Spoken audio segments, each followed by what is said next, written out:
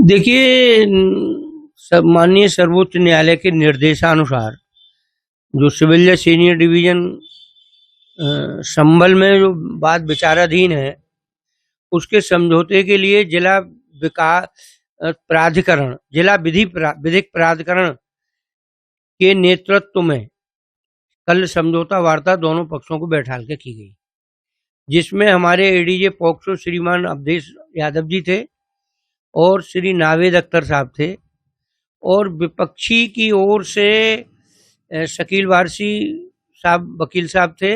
वादी पक्ष की तरफ से मैं स्वयं था, एएसआई की तरफ से विष्णु शर्मा थे और स्टेट गवर्नमेंट की तरफ से प्रिंस शर्मा जी थे। तो वार्ता हुई, लेकिन वार्ता का कोई परिणाम नहीं निकल पाया।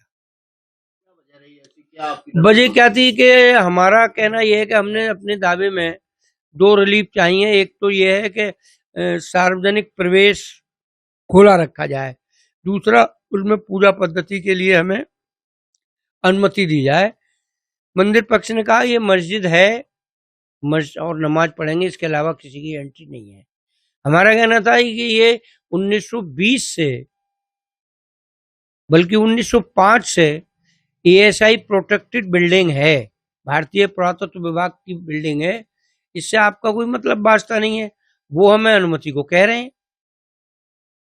तो इसलिए अब पता नहीं अब ये जिला विधिक सेवा प्राधिकरण क्या रिपोर्ट देता है या कोई अगली नियत तिथि करते हैं, अभी इस बारे में कोई जानकारी नहीं।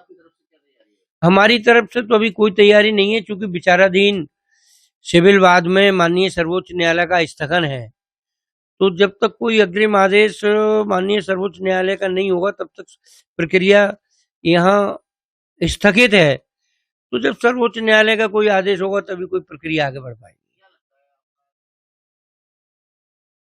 नहीं, हमारा कहना तो यह है कि लीगली हाई कोर्ट ने सिविल जज सीनियर डिवीजन संभल के आदेश को डिटो किया है और सही माना है, और इसके अलावा भी उन्होंने space of worship place of worship act के बारे में भी अपनी फाइंडिंग दी थी। उसी के अगेंस्ट वो सर्वोच्च न्यायालय गए हैं। तो हम तो इस पूरी तरह से इस बात को लेकर आश्वस्त हैं कि माननीय सर्वोच्च न्यायालय, माननीय उच्च न्यायालय इलाहाबाद के निर्णय को यथावत रखेगा, क्योंकि वो कानून सम्मत है। इसलिए हम आश्वस्त हैं पूरी तरह से। इस पर कल ये हरिहर मंदिर और शाही जामा मस्जिद को लेकर आपकी समझौता वार्ता थी न्यायालय, क्या रहा उसमें? वो समझौता वार्ता असफल हो गई। क्या कारण रहा? और कारण उसका ये रहा कि जो हरिहर मंदिर का पक्ष है, उनसे पूछा कि भाई आप क्या चाहते हो, तो उन्होंने बताया कि भाई इसमें पूजा करने का अधिकार चाहते हैं, जबकि उनका दावा ये है कि हम उसमें दाखिल होना चाहते हैं, केवल दर्शन करना चाहते हैं। तो इसलिए असफल हो गई बात। आपकी तरफ से क्या ऐसी रही जो हमने उनसे ये बात कही कि आप आना चाहते हैं शौक से आइए, मगर आपकी मैराफाइड इंटेंशन नहीं होनी चाहिए। दर्शन करने कोई भी आ सकता है मस्जिद में, अगर आपकी मैराफाइड इंटेंशन है तो आप नहीं आ सकते। की मांग थी कि हम लोग पूजा अर्चना करेंगे, उनकी दावे में मांग नहीं है।